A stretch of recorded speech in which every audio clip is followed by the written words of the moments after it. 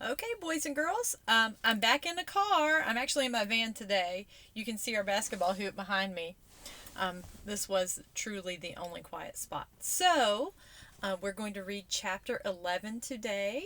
It's called The Miracle, and we'll see what Charlotte has come up with to help Wilbur. The next day was foggy. Everything on the farm was dripping wet. The grass looked like a magic carpet. The asparagus patch looked like a silver forest. On foggy mornings, Charlotte's web was truly a thing of beauty. This morning, each thin strand was decorated with dozens of tiny beads of water. The web glistened in the light and made a pattern of loveliness and mystery, like a delicate veil. Even Lurvy, who wasn't particularly interested in beauty, noticed the web when he came with the pig's breakfast. He noted how clearly it showed up, and he noted how big and carefully it was built. And then he took another look, and he saw something that made him set his pail down. There in the center of the web, neatly woven in block letters, was a message. It said, and I'm going to show you what it said. It said, let's see if we can see it. Some pig. Lurvy felt weak. He brushed his hand across his eyes and stared harder at Charlotte's web. I'm seeing things, he whispered. He dropped to his knees and uttered a short prayer. Then, forgetting about Wilbur's breakfast, he walked back to the house and called Mr. Zuckerman. I think you'd better come down to the pig pen, he said. What's the trouble? Asked Mr. Zuckerman. Anything wrong with the pig? Not exactly, said Lurvy. Come and see for yourself. The two men walked silently down to Wilbur's yard. Lurvy pointed to the spider's web. Do you see what I see? He asked. Zuckerman stared at the writing in the web, and he murmured the words, some pig. Then he looked at Lurvy. Then they both began to tremble. Charlotte, sleepy after her night's exertions, smiled as she watched. Wilbur came and stood directly under the web. And here there is a picture of the web that she has woven the words, some pig.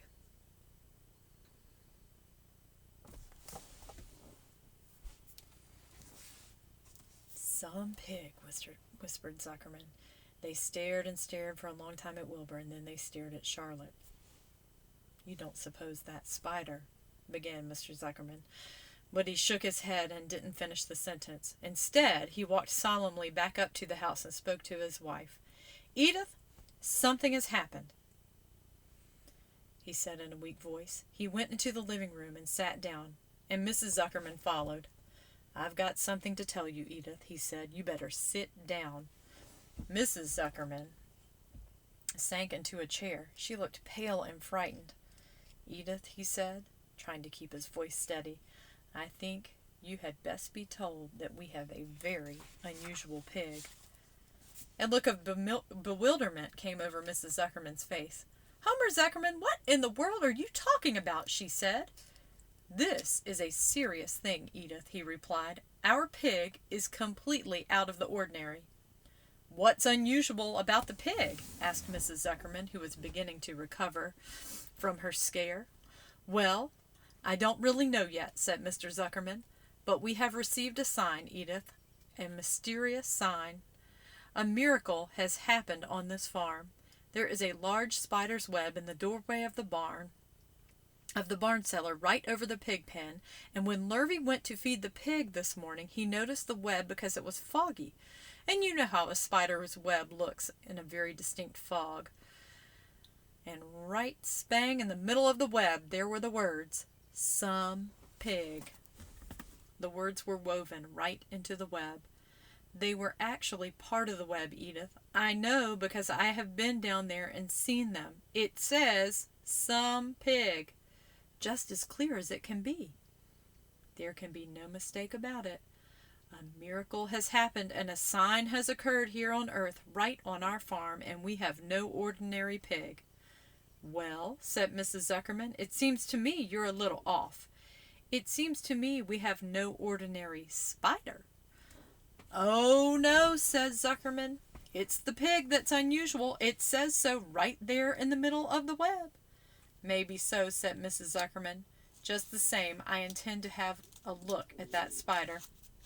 "It's just a common gray spider," said Zuckerman. They got up, and together they walked down to Wilbur's yard. "You see, Edith, it's just a common gray spider." Wilbur was pleased to receive so much attention.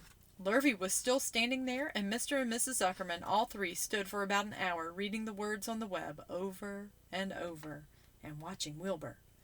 Charlotte was delighted with the way her trick was working. She sat without moving a muscle and listened to the conversation of the people. When a small fly blundered into the web just beyond the word pig, Charlotte dropped quickly down, rolled the fly up, and carried it out of the way. After a while the fog lifted, the web dried off, and the words didn't show up so plainly. The Zuckermans and Lurvy walked back to the house. Just before they left the pig pen, Mr. Zuckerman took one last look at Wilbur. "You know," he said in an important voice, "I've thought all along that that pig of ours was an extra good one. He's a solid pig. That pig is as solid as they come." "You notice how solid he is around the shoulders, Lurvy?" Sure I do," said Lurvy. "I've always noticed that pig. He is quite a pig." "He's long and he's smooth," said Zuckerman. "That's right," agreed Lurvy. "He's as smooth as they come. He's some pig." When Mr. Zuckerman got back to the house, he took off his work clothes and put on his best suit. Then he got into his car and drove to the minister's house. He stayed for an hour and explained to the minister that a miracle had happened on the farm. "So far," said Zuckerman, "only 4 people on earth know about this miracle. Myself, my wife Edith, my hired man Lurvy, and you." "Don't tell anybody else," said the minister. "We don't know what it means yet, but perhaps if I give it some thought, I can explain it in my sermon next Sunday. There can be no doubt you have a most unusual pig. I intend to speak about it in my sermon and point out the fact that this community has been visited with a wondrous animal. By the way, does the pig have a name?" "Why, yes," said Mr. Zuckerman. "My little niece calls him Wilbur. She's a rather strange child, full of notions. She raised the pig on a bottle, and I bought him from her when he was a month old." He shook hands with the minister and left. Secrets are hard to keep. Long before Sunday came, the news spread all over the county. Everybody knew that a sign had appeared in a spider's web on the Zuckermans' place. Everybody knew that the Zuckermans had a wondrous pig. People came from miles around to look at Wilbur and to read the words on Charlotte's web.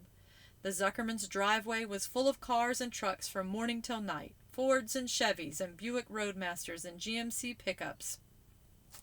And here they are at the farm.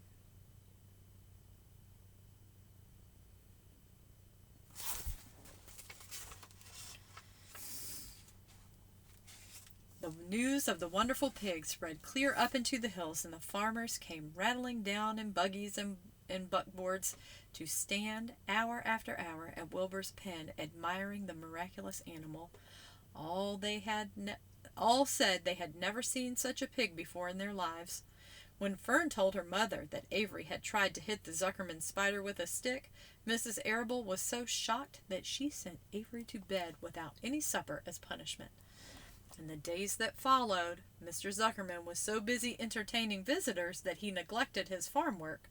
He wore his good clothes all the time now, got right into them when he got up in the morning. Mrs. Zuckerman prepared special meals for Wilbur. Lurvy shaved and got a haircut, and his principal farm duty was to feed the pig while people looked on. Mr. Zuckerman ordered Lurvy to increase Wilbur's feedings from 3 meals a day to 4 meals a day. The Zuckermans were so busy with visitors they forgot about the other things on the farm. The blackberries got ripe, and Mrs. Zuckerman failed to put up any blackberry jam. The corn needed hoeing, and Lurvy didn't find time to hoe it. On Sunday, the church was full. The minister explained the miracle. He said that the words on the spider's web proved that human beings must always be on the watch for the coming of wonders. All in all, the Zuckerman's pig pen was the center of attraction. Fern was happy, for she felt that Charlotte's trick was working and that Wilbur's life would be saved. But she found that the barn was not nearly as pleasant. Too many people. She liked it better when she could be alone with her friends, the animals. And that is the end of chapter 11.